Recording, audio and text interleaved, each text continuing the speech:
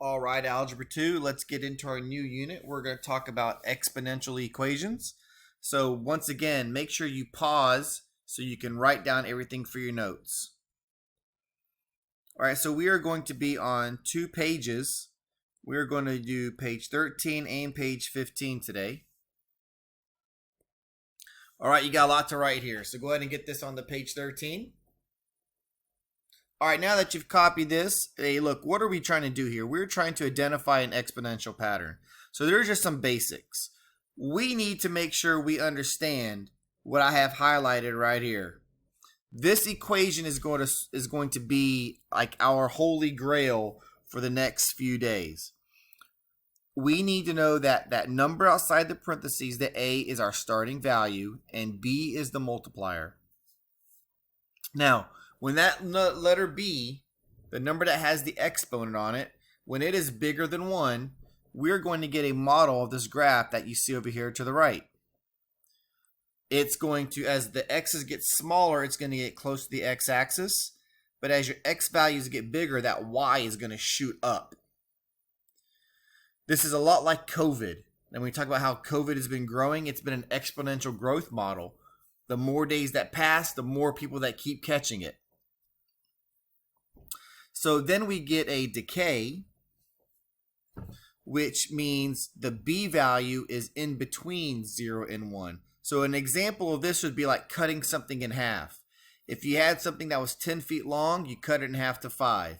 Cut it again, 2.5. Cut it again to 1.25. Like you can keep cutting that number in half over and over again, and it's just going to keep getting smaller.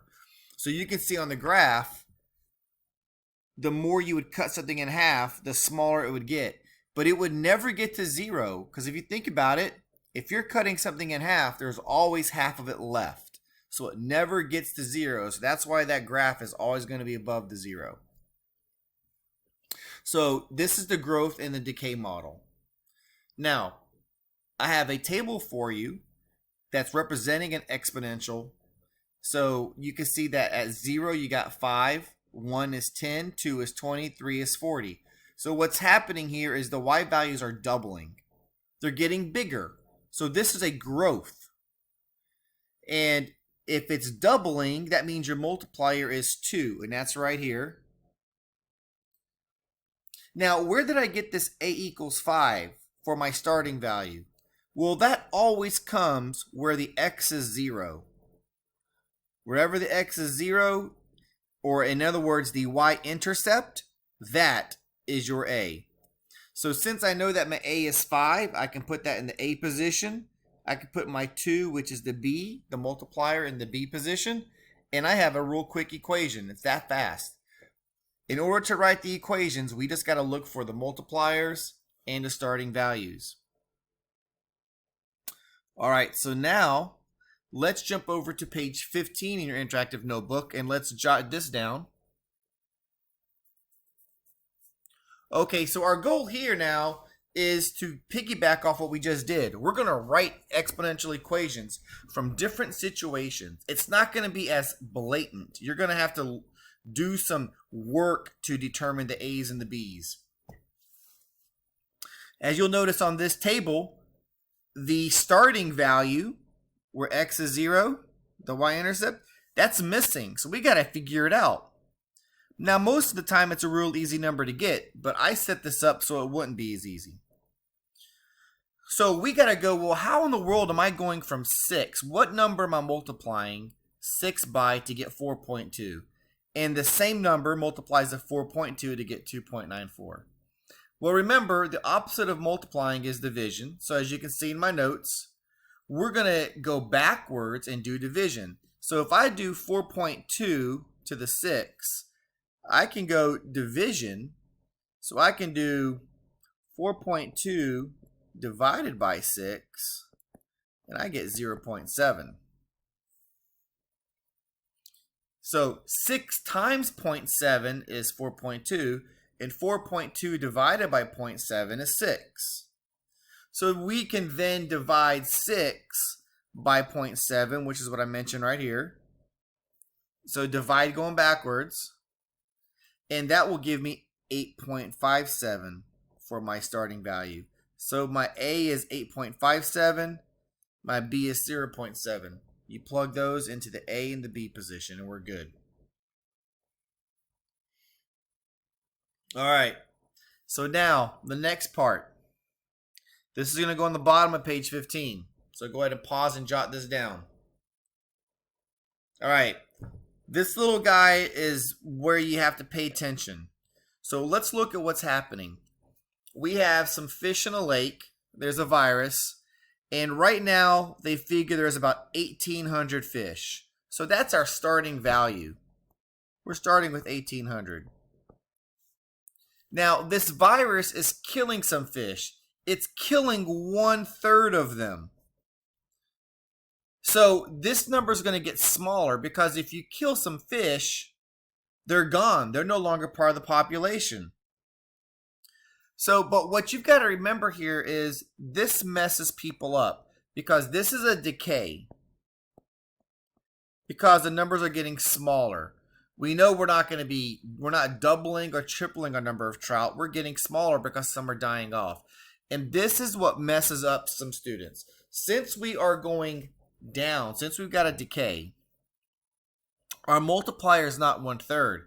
1/3 tells us how many fish died. We need to know how many fish are still alive each time. So if 1/3 die, then 2/3 must be alive. So I'm going to write that off to the side here. If 1/3 die, then 2/3 are alive. And that's what we want. We want to know how many are alive each week. And we're going to keep killing off 1/3 of them by this virus. We're not killing them, but the virus is. So our multiplier is actually 2/3.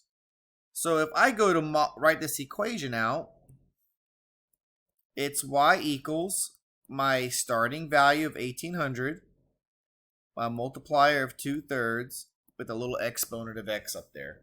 That's how we know it's exponential, the x in the exponent. Now, if I want to know how many trout are going to be in a lake after 6 weeks, I can do a table. Or I can plug 6 into x.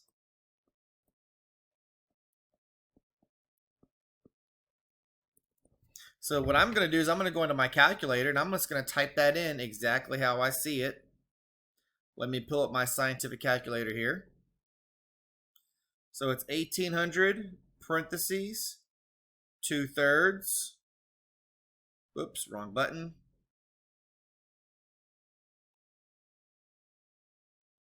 And an exponent of 6. And I have 158.02. You can't have part of a fish, so we'll just round it to 158 trout. Now, theoretically, will the trout population ever reach 0? See, now this is a real life situation. See, and in real life situations, you don't always get something so nice and pretty because I can expect 2 different answers from people. You could say, no, it will never reach 0 because you're never going to, if you get down to 1 fish, you can't kill 1/3 of 1 fish. But then somebody can say, well, yeah, we could reach 0 because that last fish could eventually be, catch the disease and die. So like in real life practice, you can reach 0. It just depends on how you want to use that situation. I would be okay with any argument in this real life situation as long as it made sense. So that's kind of like a nice little cool in that letter C. All right, guys. With that being said, we have 3 things to work on. You definitely want to be in the Zoom class because we're going to go over this stuff in detail and talk about it in class. The video is helpful, but only in conjunction with Zoom. Zoom is helpful if you do the video as well. So please keep doing both. Let's work on our stuff. We do not have a quiz this week. Take care. Stay safe.